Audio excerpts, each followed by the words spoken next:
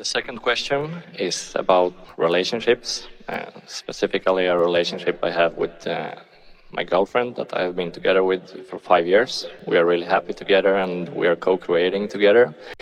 Is she a construction worker? She constructs her reality.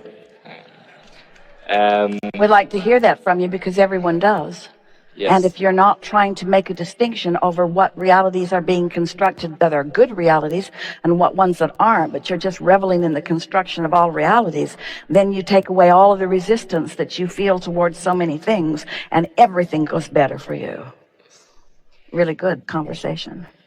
What I wanted to ask is that in your books and basically in all spiritual teachings I've read, is that this theme about that when two people meet each other and are newly in love, they focus on each other's good sides, but then when the time goes by and they maybe move together, they start to notice the not so wanted sides, and when they start to focus on that, their relationship starts to not feel as good as it did in the beginning. And I wanted you to talk about how I could, if I see that I start to notice that those patterns in my relationship with my girlfriend, how I could focus on the better side. Let's sort this out a little bit, and you will like the juxtaposition of your two questions here together. You're inspired to present them in that way, and it's going to be meaningful to you. So we have said that. We've said that when you come together in a relationship, that one of the first things you say is, tell me about yourself. And we always say, no, don't do that. Because you are new in this moment. And when you dig into who you used to be, then you activate all kinds of unnecessary clutter.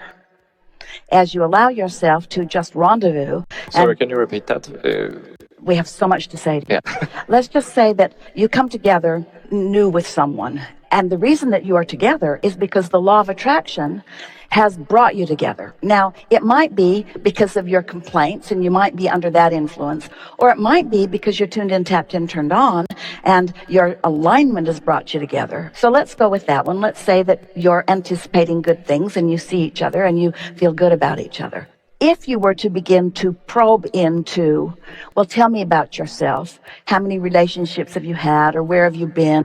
And you begin to uncover what most people want to reveal, which is the troublesome parts of their life as they're trying to validate or justify where they are now. What happens is you activate in your now unnecessary things from the past, which causes a vibrational clutter now. So the clarity with which the law of attraction brought you together is now no longer as clear. So you have more probability, the more you dig into each other, or the more you observe, you have more probability of more good things and bad things. So you don't let yourself get into your true power of connection. Now just sit with that a little bit. We know that you didn't hear it as clearly as we meant it. So let's just leave it sit right there. But we have more for you.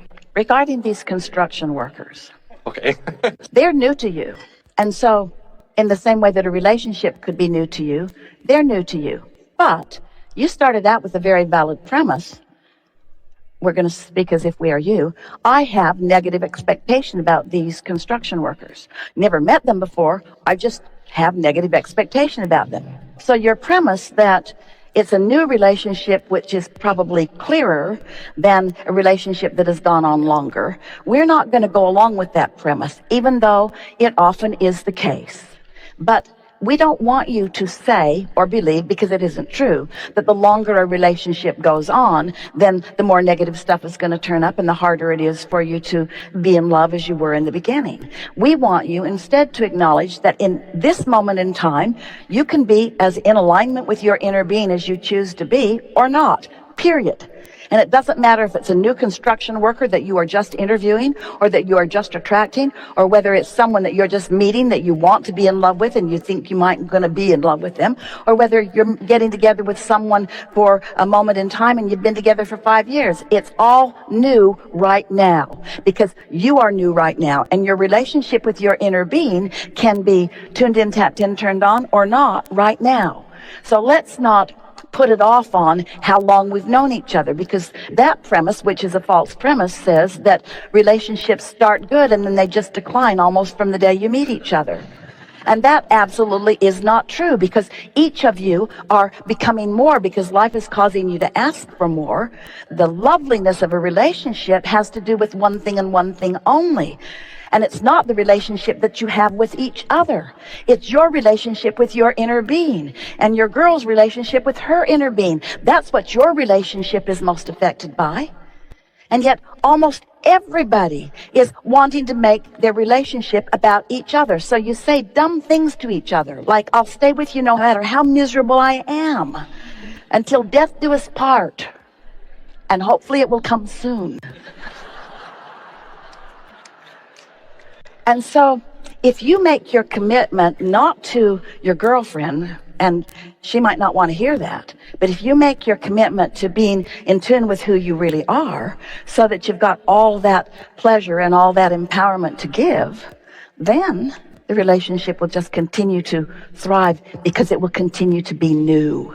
It's the newness that comes that you're really reaching for. It's not an old relationship. It's the freshness of, because in every moment you're becoming more. And if you're not keeping up with the more that you're becoming, then you're not feeling satisfaction. And if you're not feeling satisfaction, you're not that much fun to be with, and neither is she. So if you let your dominant intention be to be as fresh as you can be, which means as up to speed with who you are becoming as you can be, now you have a relationship that will satisfy you and satisfy you and satisfy you.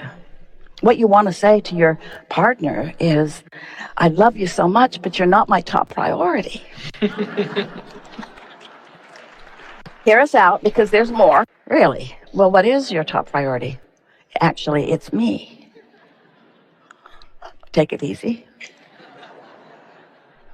That was the harsh way of introducing it. A better way might be, I love you so much, and it is my powerful intention to be as tuned into the wholeness, to the better me, to the wholeness of who I am, so that that broader part of me can be aware of the magnificence of you.